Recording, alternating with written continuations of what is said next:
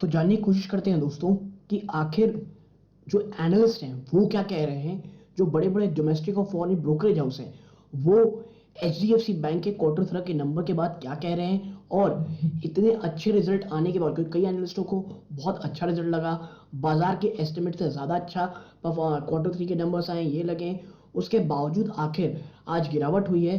तो क्यों हुई है और एनालिस्ट क्या कह रहे हैं, तो देखिए HDFC bank reports 20% surge in quarter three bottom line. 20% की बढ़ोतरी हुई है दोस्तों।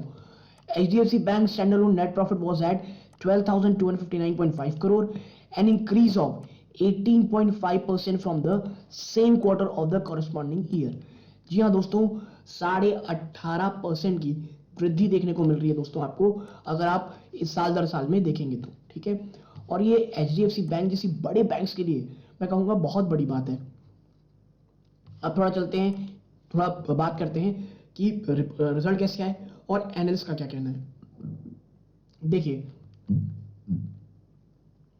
HDFC bank share price gain slightly less than 1% early trade of January 16 after the lender came up its December quarter earning last week. ठीक है, लेकिन देखिए बाजार बंद होते हैं, हम सबको पता है क्या हाल हुआ है एचडीएफसी बैंक का। HDFC Bank's consolidated advances grew 19.2% to 15.63 lakh crore in quarter three financial 3 from 13.12 lakh. I mean, look at the numbers. मतलब आप देखिए कंसोलिडेटेड एडवांसेस में लगभग आप कहते हैं 19% की वृद्धि। ठीक है, it's turnover net profit came at 12,259.5 crore, an increase of 18.5% same quarter last year on year. Net profit में आपके 18.5% वृद्धि। और मैं इसीलिए हमेशा कहता हूं एचडीएफसी बैंक के अगर क्वार्टरली नंबर्स नहीं भाग रहे हैं, लेकिन दोस्तों ये स्टॉक बहुत ज्यादा शानदार है। ठीक है, और लॉन्ग टर्म में मुझे इसीलिए अक्सर क्वेश्चन आता है कि वाई एचडीएफसी बैंक, और मैं हमेशा इसीलिए कहता हूं कि भाई एचडीएफसी बैंक इसीलिए पसंद है, कॉन्स्टेंटली अपने आप को बढ़ा रहा है दोस्तों। ठीक है, आगे चलते हैं दोस्तों, अब बात करते हैं ब्रोकरेज हाउस की। देखिए मोतीलाल ओसवाल का क्या कहना है। The bank reported an in line quarter with increase traction to core and NII growth, net interest margin growth, even as margin remain stable. ठीक है भाई, नेट इनकम में ग्रोथ देखने को मिली है, और आप कह सकते हैं क्वार्टर के नंबर्स इन लाइन थे दोस्तों। Loan growth was driven by sustained momentum in the retail segment and robust growth in commercial and rural banking। ये रूरल बैंकिंग में जो बढ़ोतरी हुई है ना दोस्तों, इसे मैं बहुत पॉजिटिव मान रहा हूँ। ठीक है, और देखिए बात कही गई है कि जो लोन ग्रोथ है वो अभी भी उसकी जो मोमेंटम है वो बरकरार है, रिटेल सेगमेंट अभी भी अच्छा कर रहा है, लेकिन जो कमर्शियल और रूरल बैंकिंग है उसमें बहुत तगड़ी ग्रोथ देखने को मिल रही है। Asset quality ratio remained robust while the restructured book moderated to 42 basis point of loans। ठीक है, एसेट क्वालिटी आप कह सकते हैं मोर और लेस अच्छी है, यहाँ ये कहा जा रहा है। Healthy PCR and contingent provisioning buffer should support asset quality। ठीक है, now the broking firm estimate HDFC Bank to deliver a 19% CAGR in net profit over financial year 20 to 25 with return on आप कह सकते हैं ROE और return on equity of 2% to कह सकते हैं 17.7% ऑन फाइनेंशियल ईयर 25। ठीक है दोस्तों, आरओई मतलब रिटर्न ऑन एसेट दोस्तों। ठीक है, तो अब देखते हैं आगे चलते हैं कि भाई क्या कहा है आगे इन्होंने। तो इनका मानना है भाई that Motilal Oswal maintained its buy rating with the target price of 1930 premised on 3x September 24। ठीक है, आप देखिए 1930 का टारगेट दिया गया इस कंपनी को, इस बैंक को। It expect the stock to perform gradually as the margin profile revives and merger related overhang eases. ठीक है, कंपनी ये कह रही है, मतलब ब्रोकरेज हाउस ये कह रहा है भाई कि स्टॉक ग्रेजुअली अच्छा परफॉर्म करेगा। ये जो आप कह सकते हैं जो मर्जर रिलेटेड ओवरहैंग है ना, वो जब थोड़ा सेटल डाउन हो जाएगा उसके बाद दोस्तों। और ये मर्जर कब तक खत्म हो रहा है, ये फर्स्ट या सेकेंड क्वार्टर फाइनेंशियल 24 तक ये मर्जर दोस्तों आप कह सकते हैं समाप्त हो जाएगा। ठीक है, आगे बढ़ते हैं और बात करते हैं प्रभुदास लीलाधर की। तो इनका कहना ये है HDFC bank saw good quarter with core PAT profit after tax of 118 billion rupees, beating brokerage house by 6%। यानी जो ब्रोकरेज हाउस का एस्टिमेट था उससे 6% ऊपर उन्होंने कोर प्रॉफिट आफ्टर टैक्स पे किया है, क्योंकि एनआई यानी नेट इंटरेस्ट मार्जिन में तगड़ी बढ़ोतरी देखने को मिल रही है दोस्तों, और प्रोविजंस काफी कम हुई थी।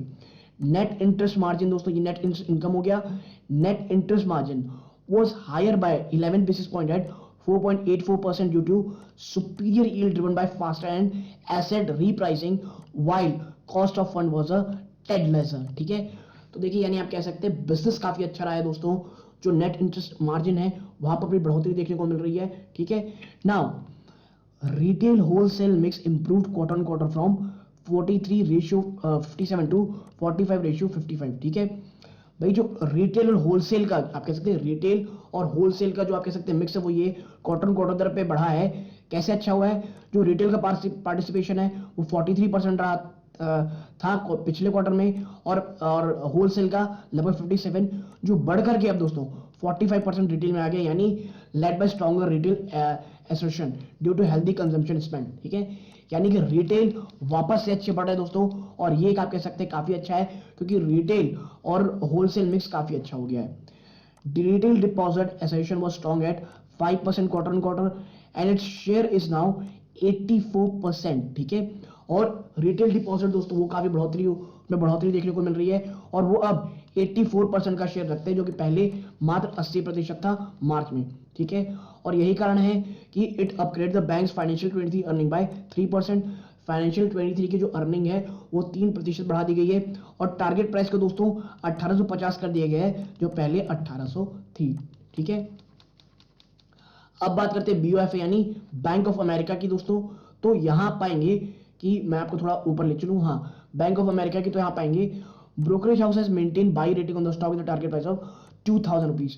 बैंक ऑफ अमेरिका दोस्तों 2000 रुपए का टारगेट इसमें दे रहा है, और अब इसमें कहा जा रहा है it headline growth and ROAs were on target and deposit ramp up in की फोकस इन Q4। ठीक है, दोस्तों जो डिपॉजिट रैंप अप हुई है और जो ग्रोथ देखने को मिली है वो काफी अच्छी है, और जो ब्रांच एक्सपेंशन दोस्तों ये फास्ट ट्रैक में नियर टर्म में ये कहना है CNBC TV 18 का। अब बात करते हैं ब्रेनस्टीन की, तो देखिए brokering firm has kept out performing rating on the stock with target price of 2200। ब्रेनस्टीन तो 2200 के टारगेट दे रहा है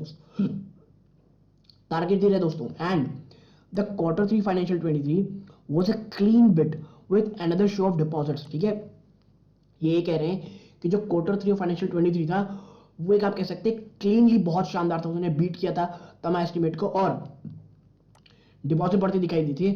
the earning growth driven by healthy credit growth, जो अर्निंग ग्रोथ है दोस्तों उसकी जो क्रेडिट ग्रोथ है वो काफी हेल्दी रही, और जो नेट इंटरेस्ट मार्जिन थी वो अनचेंज थी।